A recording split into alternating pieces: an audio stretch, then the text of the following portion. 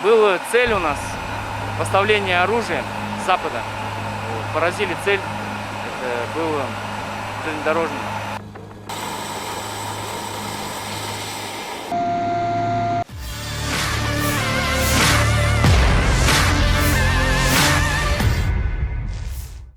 Kementerian Pertahanan Rusia merilis rekaman kerja tempur kru sistem rudal operasional taktis Iskander-M di zona NVO selama operasi militer khusus.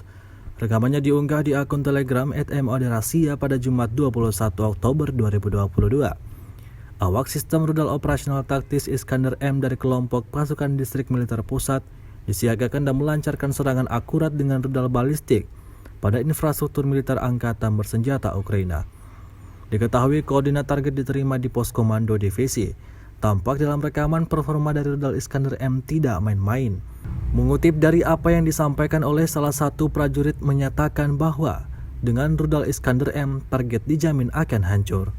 Sejauh ini selama invasi berlangsung, Rusia secara total merilis 324 pesawat Ukraina, 2.296 kendaraan udara tak berawak dieliminir oleh pasukan Vladimir Putin.